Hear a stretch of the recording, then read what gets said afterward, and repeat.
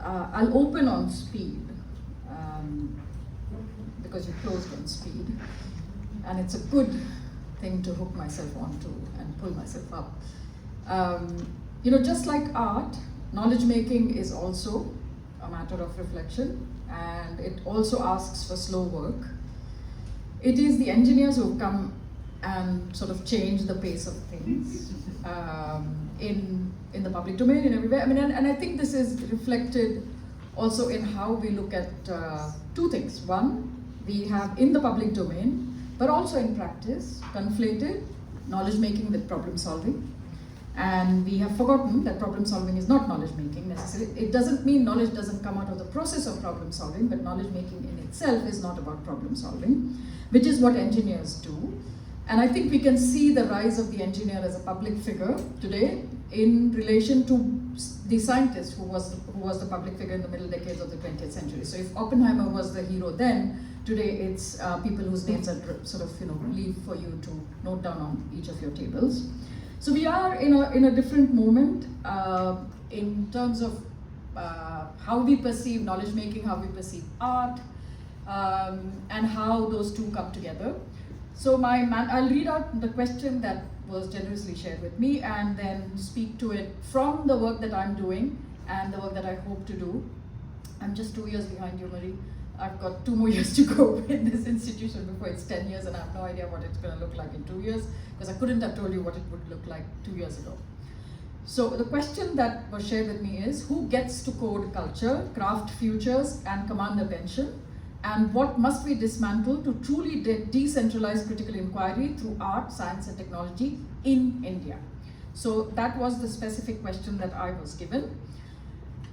So here's where I begin, and I've often begun in this place, so if you have had the misfortune of listening to me speak about my work earlier, just forgive me for the first little bit. But I think it's important to note how we have come to reformulate, reimagine, reconstitute the relationship between science, knowledge-making, scholarship, and the public.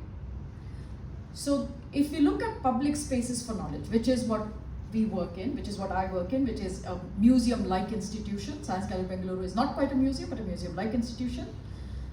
Museums began or grew out of the collections of aristocracy and nobility that itself was collected through the age of exploration, which was funded by monarchs and aristocrats and nobility, as I said. These collections, once they grew large, and we're talking about rocks and herbaria and animals that have been preserved through taxidermy, so on and so forth. These, once they became large, they began to come out into the public domain, and if I'm not mistaken, and I shouldn't be, but things happen. The Ashmolean was the first such public space where these collections were put out into the public domain. So what you had with the earliest museums, which were essentially natural history museums, was objects that were collected from across the world to establish our relationship with what was becoming nature and the knowledge we had of it in a space. Here you had collections that people saw, which were the objects of scientific inquiry, and the people who were studying it were also in the self-same space. That meant that there was a particular kind of relationship between the public, what was being studied, so the knowledge of what became science, and the scholar in the same space. That relationship today is lost in the sense that the public is no longer necessarily aware of what is being studied or what is the object of inquiry, what is the question or subject or object of research, and who is doing it. Because research is now much more siloed, much more expensive, but also behind walls. Institutions, both industrial laboratories and academic laboratories, are behind walls where entry is a privilege, even when taxpayer funded, like in India. And so that relationship is now lost. And so when I set out on the journey of setting up Science Gallery Bengaluru, one of the questions I asked myself, and that is my first provocation for us also today, is to ask, is there value in reconstituting that relationship in today's changed context? Now, of course, you do not replicate that relationship in the exact same manner. It doesn't mean now you go collect objects of inquiry. One wouldn't even know what one would collect and how one would collect and how one would represent. But is there value in looking at creating a relationship between the public and what is being studied in order for there to be a critically informed public discourse? In order for art and science and technology to come together, we need a thriving, critical, vibrant discourse on science and engineering, which goes beyond looking at new science and new engineering as tools that either help you create new forms of art or help you reflect on the current status of how knowledge, society, and the state are organized. So if there is there a value in reconstituting that relationship? I know my answer to it, and let's use this afternoon to see what your answers might be. The second cluster of things that I'd like us to explore is one of stratification, because I've been asked to look at inclusion. How does one create inclusive spaces? So, stratification in the Indian context, again, because I've been asked to think about India, we have stratification along language, we have stratification along gender, we have stratification along caste, along race, along religion, and also class. All of these play out in the public domain and determine access to public institutions in the first instance, but also to new technology and new knowledge. We also inhabit a society that for millennia has been comfortable with the idea that knowledge doesn't belong to everyone, that knowledge is not a public or a common good. And to then think about how knowledge becomes a public good and who has access to it in today's context is a question which then begs us to ask, is there value in foregrounding difference? Is there value in foregrounding difference that is ascribed sometimes at birth, sometimes inherited, sometimes collected along the way? Is there value in foregrounding that difference, often which takes the form of, in fact, identity politics? That would be my second provocation to you. And what would then that bring? This is something that comes in the way of creating institutions, something that I'm engaged in, but also in organizing what Marie spoke about, an ecosystem, right? Because an institution is a node in an institution, in an ecosystem. How does one then assemble allegiances, partnerships, and contribute to the ecosystem? So in this effort to strengthen an ecosystem, is there value in foregrounding difference? The third provocation. Now, once these differences are in a way accepted, established, and at different points in time, different kinds of differences are floated up. So there are times when gender becomes sort of, the flavor of the month. There are times when caste is the flavor of the month, so on and so forth. And I don't use this cynically or skeptically. I use this saying that larger forces like funding, politics, other kinds of social movements, the strength of civil society determine what kinds of differences get foregrounded at what point of time in history.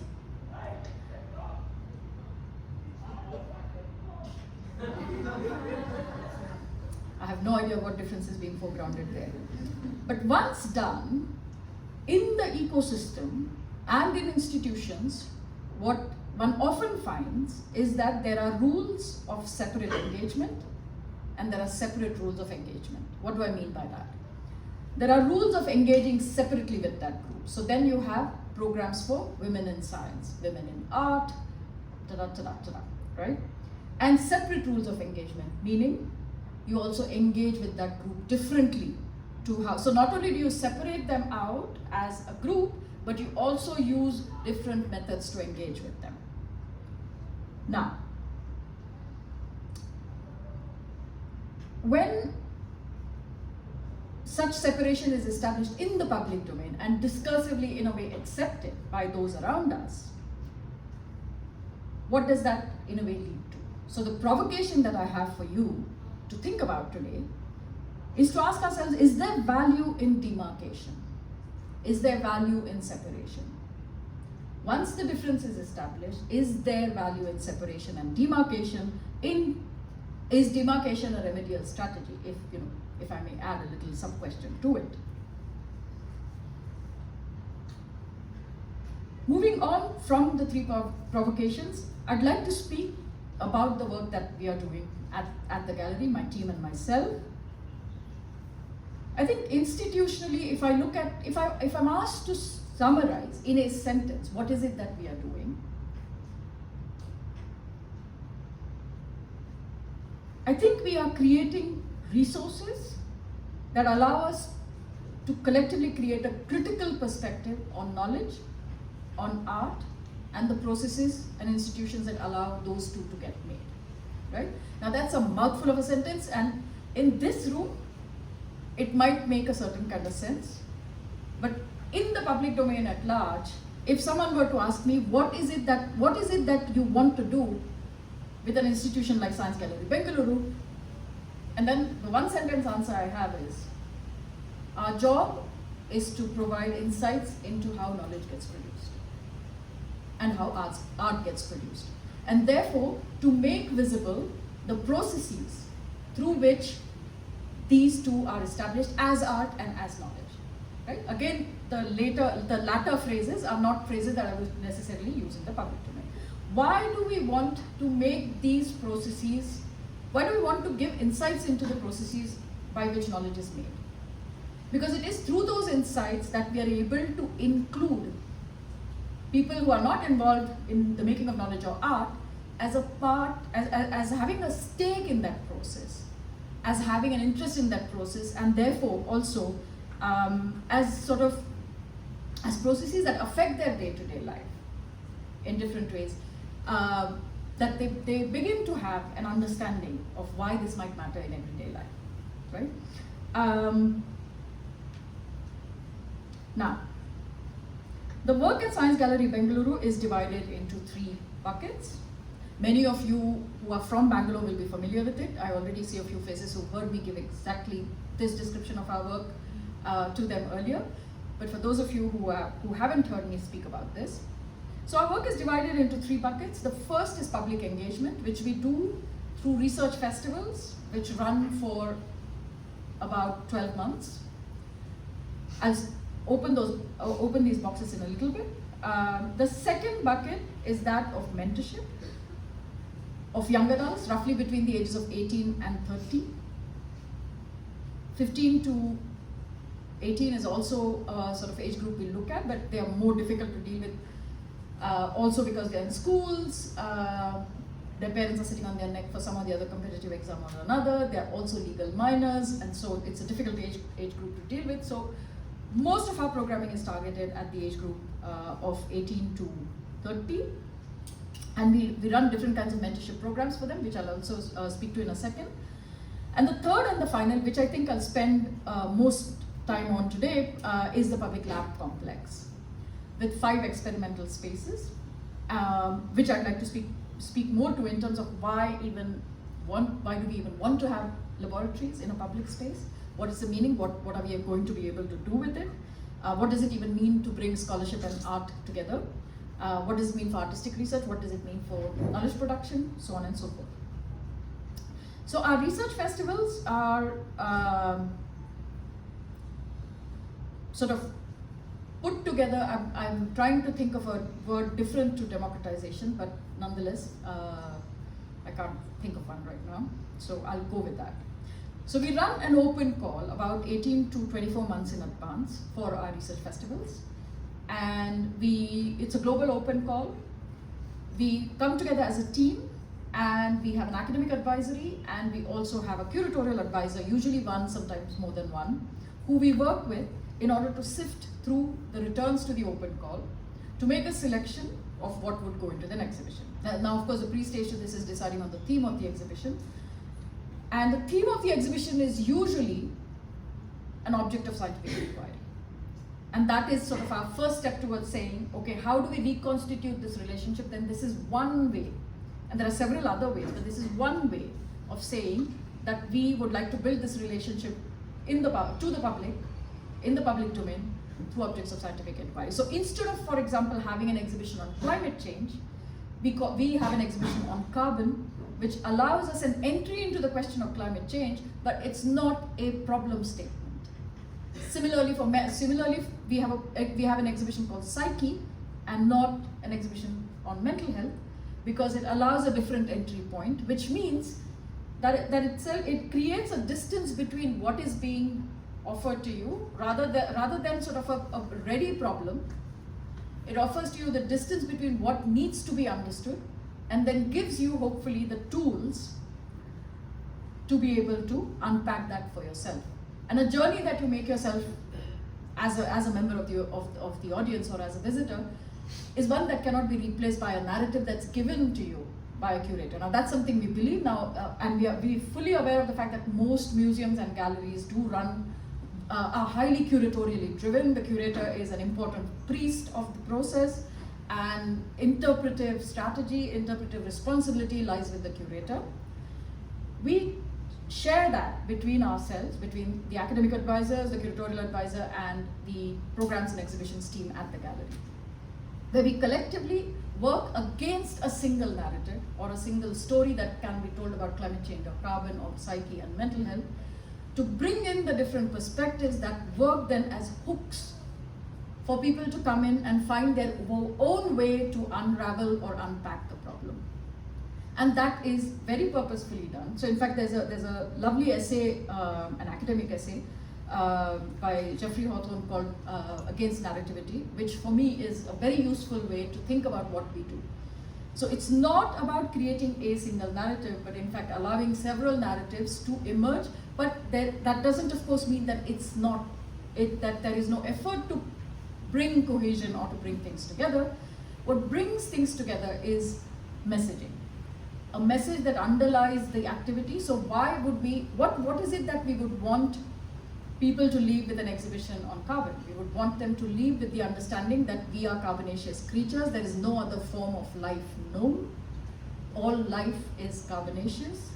And that the problem that we're talking about is carbon dioxide. How does one separate that? Not every discussion about carbon in ecology or economy is about carbon dioxide. It's something else that is also valuable. And then once you kind of get an understanding of how and where and in how many forms carbon is inhabiting the public sphere, you get different points of departure in order to begin to understand where the problem can be addressed. Because often, and this is something you see in museums and galleries, especially science museums and science galleries, the motivation is of behavioral change.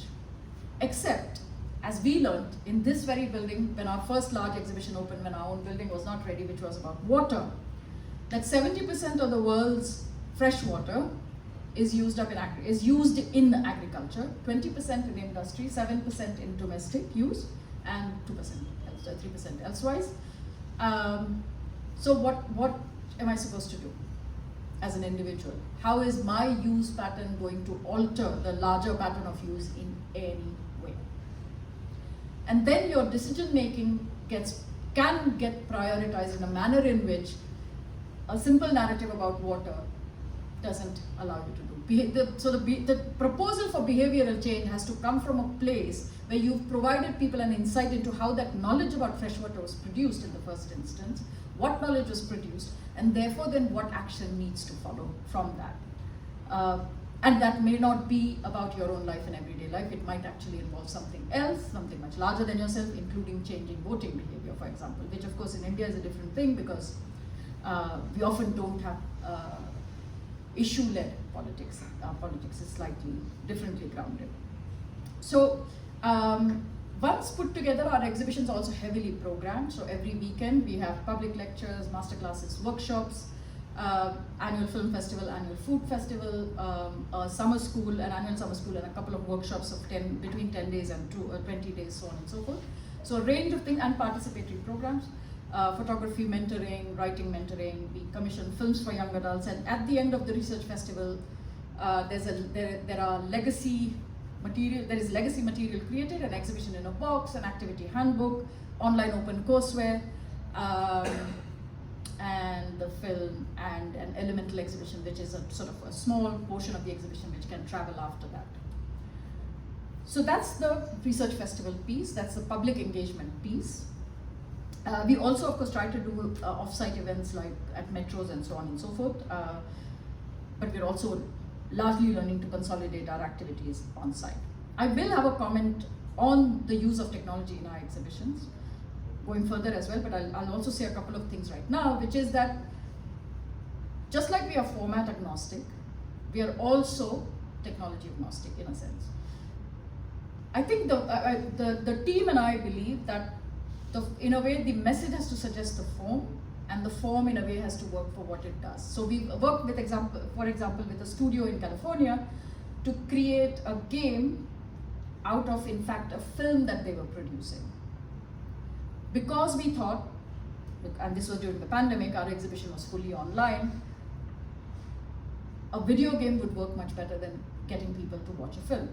That would be more engaging, more interactive. And so formats, and therefore the use of technology, appears as and when relevant and as and when appropriate. And in fact, more consciously, as an overall strategy, we have decided to go low-tech. Because if we create low-tech, especially for, not for our on-site exhibits, but for our online exhibits especially, because many people are accessing it from places where there is a sort of an imbalance between access to data, access to information, access to the kinds of devices that are required to access high-tech products. And to leave out an audience because they do not have devices that allow them to experience these things seems to be an opportunity lost. On site, of course, we take other kinds of decisions. And so the decisions really are sort of very, very specific to the message and to the particular exhibit and to the particular purpose at hand. The second thing we do is mentorship. The longest running program that we have is 14 months long, and we train young adults, again, roughly between the ages of 18 and 30, for about 14 months, upwards of 500 hours, by professors and artists and scholars from across the world. As of this year, this program is being credentialed with a postgraduate certificate from the University of Glasgow. I spoke about it yesterday briefly. And we do other kinds of initiatives as well. We run tutorial programs, we run Ask Me Why sessions for young adults. The masterclasses and workshops that I earlier mentioned, and the summer schools and the participatory programs are also targeted at this age group, where we not only invite submissions, but we actually mentor them. So once photographs are submitted to a participatory program, then they work with a senior photographer, similarly for film and similarly for writing. So we have writing mentorship. The longest running one we had was for, I think, 4 months. In the writing program. So, mentorship initiatives. And the last of the buckets is the public lab complex, which is yet to take off in the sense that the labs are not live, but there is progress. Now, the idea for me started out in history, as Kamya and Janaka, I think, earlier mentioned. I'm a historian of science by training, and so we are all victims of our own learning. We are trapped by what we know. And so my process of thinking around why one needed to have something like labs in a gallery which is a museum, may or may not be like a museum, so on and so forth, whatever it is. I think the first kernel of thought in my head was, we cannot have a space that exhibits the coming together of scholarship and art in India without actually having then the opportunity that offers the resources for those who actually want to bring those things together. Failing that, we would be showing or showcasing work from across the world for like 10 years without much happening.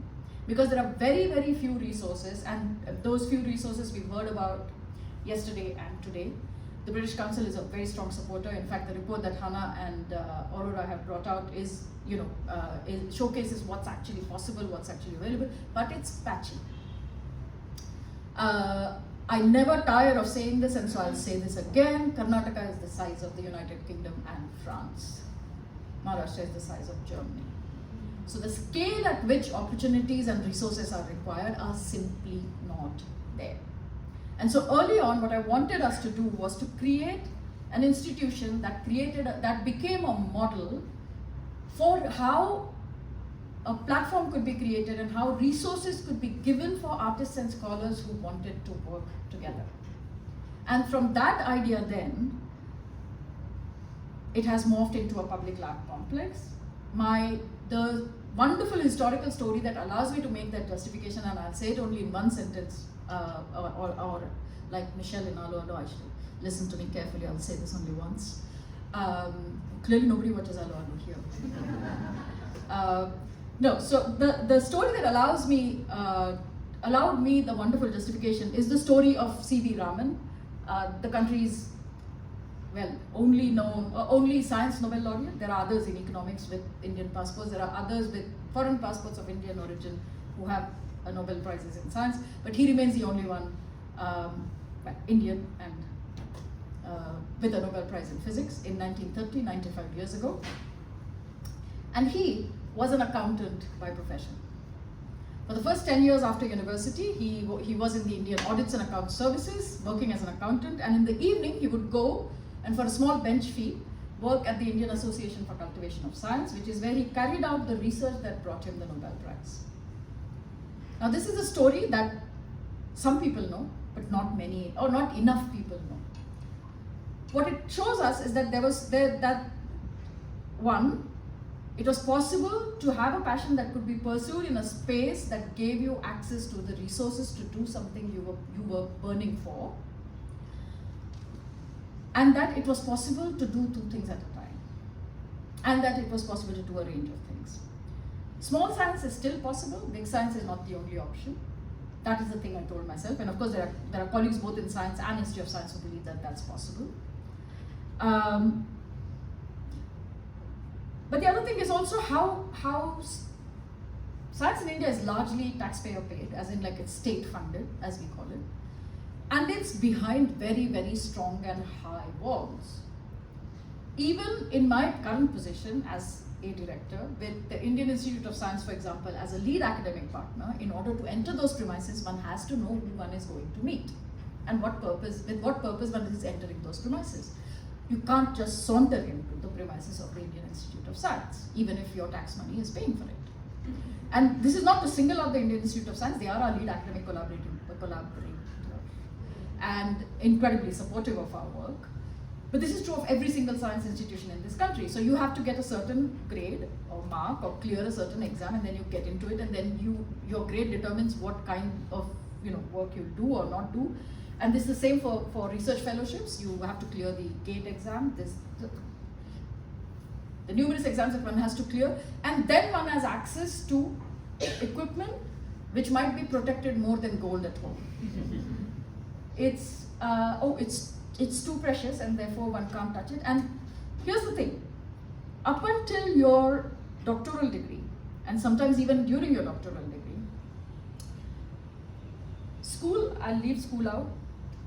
I know so little about school, I'm so glad I'm out of it already for a long time. College laboratory work is close-ended work. You do not get to do open-ended work in college or university laboratories in India. If you don't get a particular result, you have to do the experiment again and again or simply lie, because there is only one correct outcome. There is no way to show or no way to examine or investigate why you got a wrong result, right? So, or not wrong result, sorry, why you got a particular result. It is deemed wrong if it's not a particular response, right? Similarly, and you can extrapolate it for art schools. There are even fewer art schools than there are science schools in India, colleges and universities in India. And so, when this access to knowledge and access to art is equally difficult for someone who's practicing neither, and when there is also a hierarchy, a socially accepted hierarchy between the two? How do you begin to churn this in order to question the hierarchy, in order to give access to resources, and in order to make different kind of both knowledge and art making possible? That is the idea behind the public lab complex. These are going to be open-ended spaces. The outcomes are not already known. There will be people from different disciplines. We also are asking for people to take apprentices, just like we mentor young people in public engagement. We'll be mentoring young adults also in the public lab complex, and people will come from across disciplines, across ages, double-blind, international juries, so on and so forth. I thought this idea was fairly mad, but turns out it's actually not that mad, and I'm glad for that. We've been able to get 3 funders to back 3 of the labs, and as of 4 weeks ago, in fact, with the visit of the UK Prime Minister to India, we also announced a partnership between Imperial College London and ourselves to co-develop all of the 5 labs together. So, yeah. It's not, it's as they I have a lot of daddy jokes. Let that sink in. So, you know, there's a sink there which should come in, so on and so forth. But no, it's very hard for me to actually believe that, because we are not quite, I mean, we are barely 2-year-old institution. We are not a university, but we've been able to convince a world-leading university to think about public engagement, about artistic research, and knowledge making in the same premises has value, and that this probably is one really good way forward to think about how we might make knowledge and art both relevant to how we organize our day-to-day lives, but also what kinds of futures we're able to imagine together.